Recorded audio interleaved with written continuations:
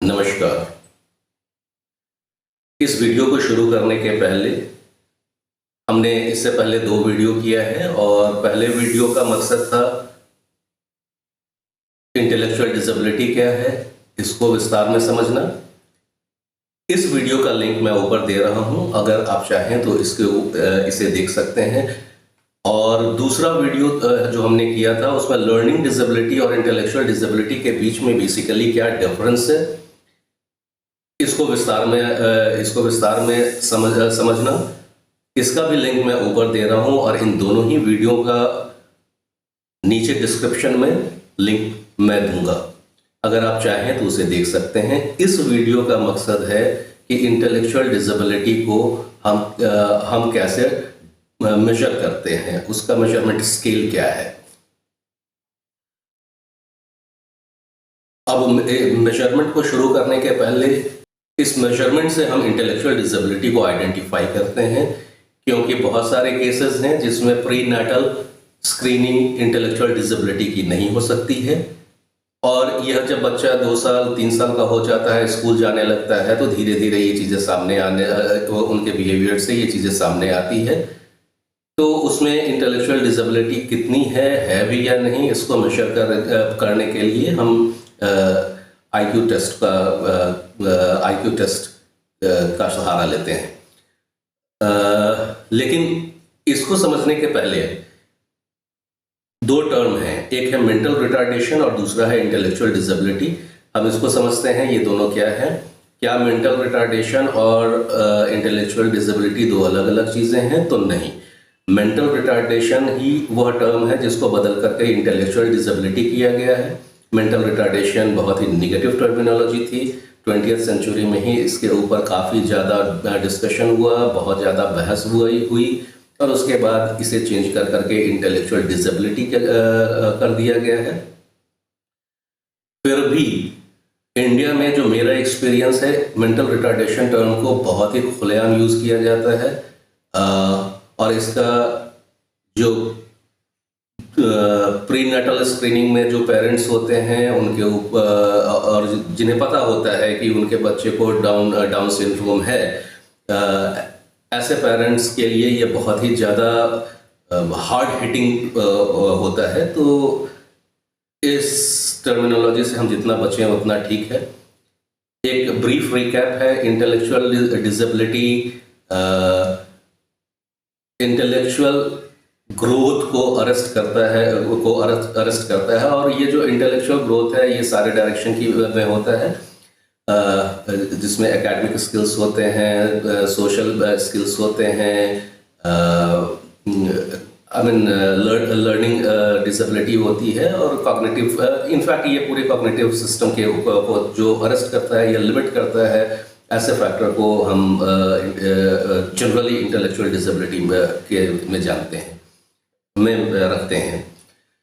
अब mental disability को major करने के लिए जो स्पेशलिस्ट हैं वो आईक्यू टेस्ट अप्लाई करते हैं। वो डिफरेंट 3-4 स्केल्स हैं उसके आईक्यू टेस्ट के, उसके ऊपर वो डिफरेंट आईक्यू टेस्ट को अप्लाई करके एक मेजर के तहत ये देखते हैं कि इस बच्चे का या इस टीन का या इस एडल्ट का आईक्यू लेवल कितना है। अगर यह आईक्यू लेवल 44 से 70 के बीच या मैक्सिमम 75 तक भी कहीं पे लिया जाता है किसी कंट्री में, अगर उसके बीच में है तो इंटेलेक्चुअल डिसेबिलिटी माना जाता है। और इन बच्चों को शुरू से ही काफ़ी गाइडेंस की ज़रूरत होती है, बहुत सारे हेल्प की ज़रूरत होती है। अनफॉर्चुनेटली आज तक हम इंटेलेक्चुअल क्वोशिएंट को मेजर कर रहे हैं, जबकि इसकी वैलिडिटी पे बहुत सारे सवाल पहले ही उठ चुके हैं। हम डिसेबिलिटी को टेस्ट कर रहे हैं। हमने आज तक इतनी बहस होने के बावजूद कभी भी एबिलिटी टेस्ट नहीं शुरू किया है ऑफिशियली सर्टिफिकेशन के लिए कि इस बच्चे की एबिलिटीज क्या हैं।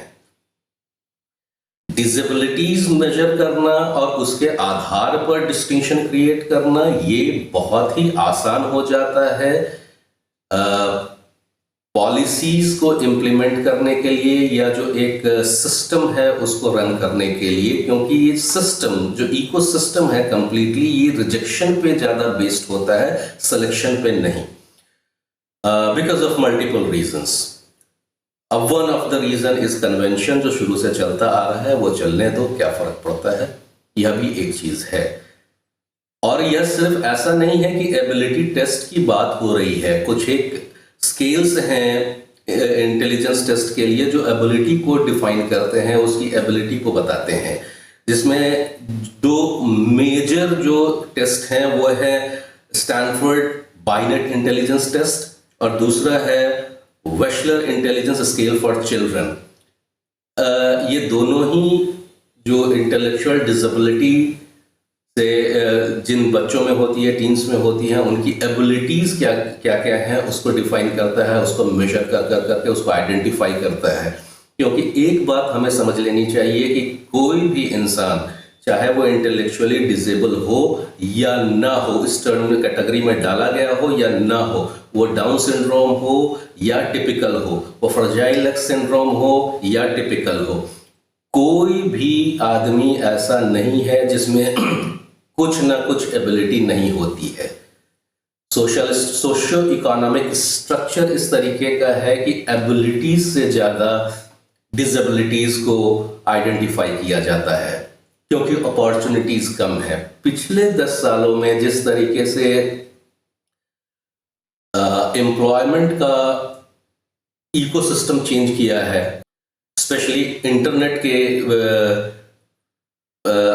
इतने ज़्यादा ह्यूज अडॉप्शन के बाद कि बहुत सारे रास्ते खुले हैं जो आज से 15 साल 20 साल पहले जाने भी नहीं जाते थे और लोगों को पता भी नहीं थे कि ये चीज़ें भी हो सकती हैं या इस तरीके से भी करियर इन्हांसमेंट हो सकता है। तो ऐसे में इन एबिलिटीज को आइडेंटिफाई करके अगर इनको ट्रेन किया जाए उस एबिलिटी एरिया में तो इनके जीवन में काफ़ी सुधार आ सकता है। पहली चीज़ तो यह मेरा मानना है। इसके ऊपर अगर आप लोग चाहें विचार करें, हम डिस्कस कर सकते हैं उसके ऊपर। अब इसमें हम कुछ लोग पूछते हैं, कुछ लोगों ने मुझसे पूछा भी है कि इसको प्रिवेंट कैसे कर सकते हैं। इसमें 2 कंडीशन है।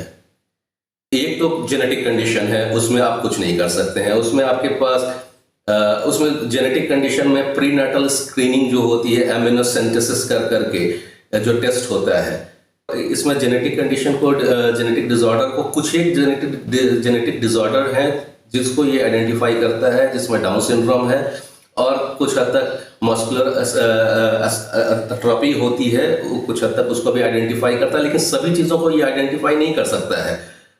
ये साइंस अभी इसको ग्रो होना है। और एमिनोसेंटेसिस टेस्ट जिनको रिकमेंड किया जाता है उसमें 1% अबॉर्शन के भी चांसेस होते हैं। तो पेरेंट्स जिनको ये किया जाता है रिकमेंड, वो अपने चॉइस पे इसको या तो करवाते हैं, और अगर करवाएंगे तो अधिकतर केसेस में चूंकि डॉक्टर्स को प्रीनेटल स्क्रीनिंग पहले से जो चल रही होती है उसमें ही बहुत सारे संकेत मिलने लगते हैं कि और वो कि इस बच्चे को डाउन सिंड्रोम हो सकता है, होने की संभावना बहुत ज़्यादा है। इनका एक्सपीरियंस इस फील्ड में इतना होता है काम करते करते कि अधिकतर केसेस में ये ठीक ही पाया जाता है। कुछ एक परसेंटेज केसेस हैं जिसमें कि ये निगेटिव आएगा, अधिकतर केसेस में ये पॉजिटिव भी आ जाता है। अब वो अगर आता है तो क्या है आपके पास, उसका प्रिवेंशन का कोई रास्ता नहीं है।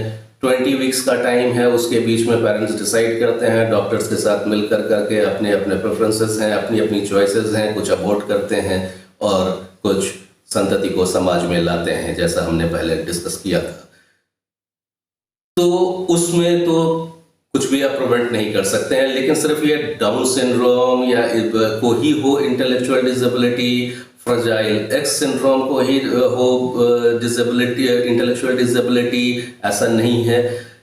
एक टिपिकल को भी ये इंटेलेक्चुअल डिसेबिलिटी हो सकती है, उसको कई हद तक प्रिवेंट किया जा सकता है।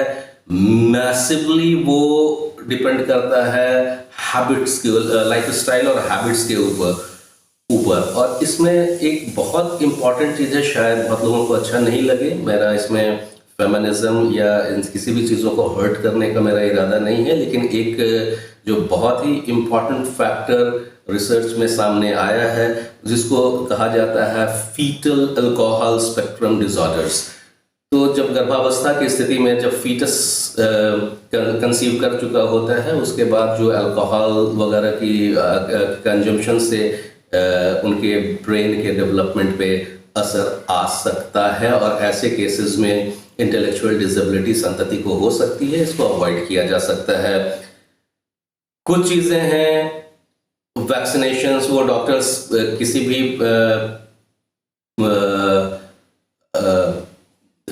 फीमेल को रिकमेंड करते ही हैं, जिसमें रूबेला वैक्सीनेशन देना है, और फोलेट का जो फॉलिक एसिड होता है उसको कंज्यूम करने के लिए कहा जाता है। उससे मेंटल ग्रोथ, डेवलपमेंट फीटस का काफ़ी अच्छा होता है। लेकिन ये जब मैं इस एवरेज और इस तरीके के टर्म को यूज़ कर रहा हूँ, तो एक अपने वर्ग या मुझसे ऊपर के जो वर्ग हैं या मुझसे कुछ नीचे के वर्ग होंगे जिनके पास यह क्षमता है, अगर पॉपुलेशन बाय लार्ज को हम देखें तो वो कितना अफोर्ड कर सकते हैं इन चीज़ों को। इनका एक कॉस्ट होता है, और ये कॉस्ट हर कोई अफोर्ड नहीं कर सकता है। लेकिन जैसे अमीनोसेंटेसिस का एक कॉस्ट कुछ 15,000 से लेकर करके 40,000 50,000 के बीच में आता है एक टेस्ट का।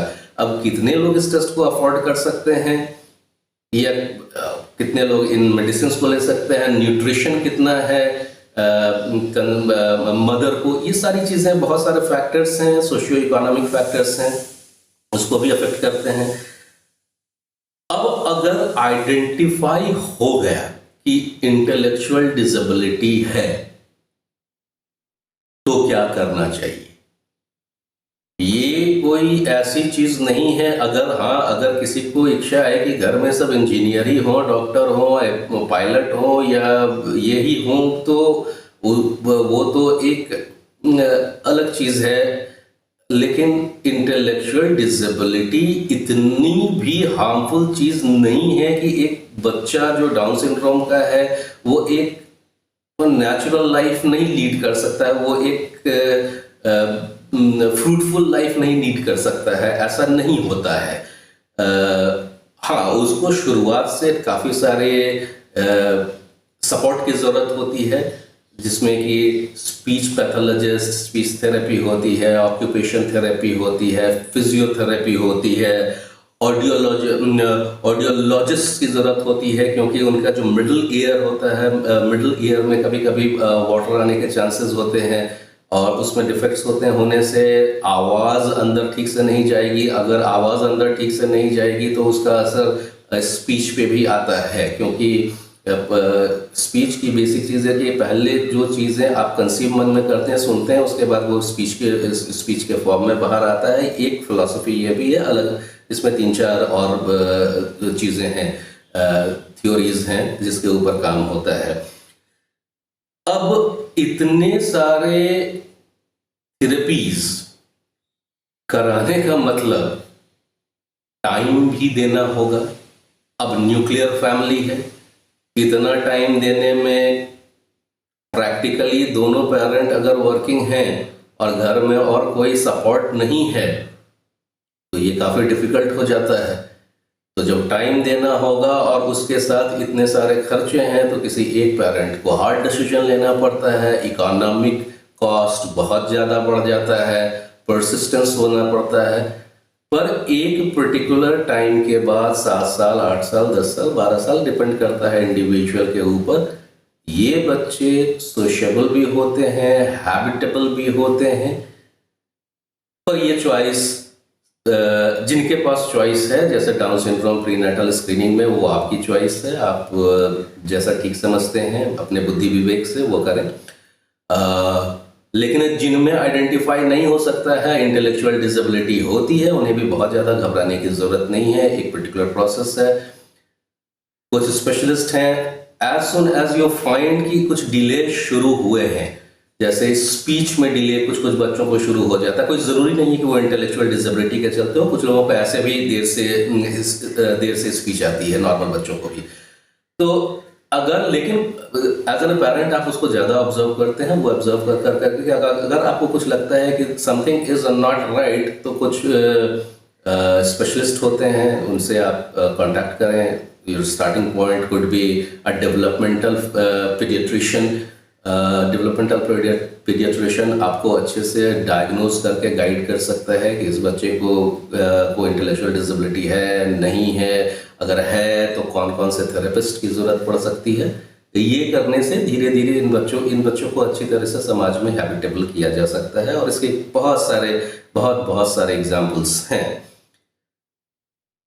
वीडियो को खत्म करने के पहले जो ब्रीफ जो लॉज हैं जो इन बच्चों को राइट्स देते हैं, जिसमें फ्री एजुकेशन का भी राइट है, इक्वल अपॉर्चुनिटी का भी राइट है, इन बच्चों को गवर्नमेंट जॉब्स में रिजर्वेशंस भी हैं,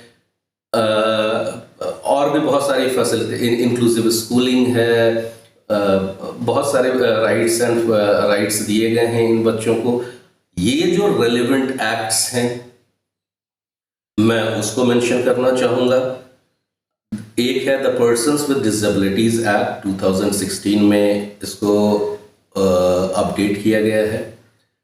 एक है the persons with disability equal opportunity protection of rights and full participation act, and the third one is national trust act. Broadly India में ये 3 एक्ट हैं जो स्पेशली इन बच्चों के नीड्स को, राइट्स को केटर करते हैं।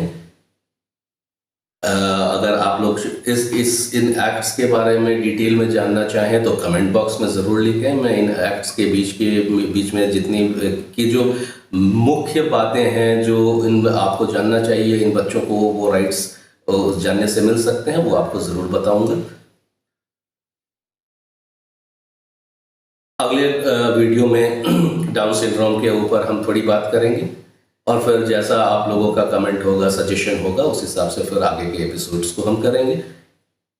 आपके कमेंट का इंतज़ार रहेगा, आपके सजेशंस का इंतज़ार रहेगा, और अगर आपको ये सीरीज़ अच्छा लग रहा है, अच्छा लगे या यूज़फुल लग रहा हो तो लाइक करें, शेयर करें, सब्सक्राइब करें। सब्सक्राइब करने से भी लाइक, शेयर और सब्सक्राइब करने से हमें ये पता लगता है कि हाँ ये रेलेवेंट है, इसके ऊपर हम अभी और कुछ जानकारी दे सकते हैं या देनी चाहिए। तो हमें मुझे उम्मीद रहेगी आप लोगों से। तो आपके कमेंट्स का इंतज़ार है, और अगर आप कुछ विशेष बातों पर डिस्कस करना चाहते हैं, आप किसी एक पर्टिकुलर चीज़ को फेस कर रहे हैं जिसके ऊपर आपको इन्फॉर्मेशन नहीं मिल पा रहा है और आप जानना चाहते हैं, कमेंट बॉक्स में ज़रूर लिखें। हम ज़रूर कोशिश करेंगे अपने लेवल पे उस इन्फॉर्मेशन को आप तक पहुंचाने के लिए। अगले वीडियो में फिर मिलते हैं। नमस्कार।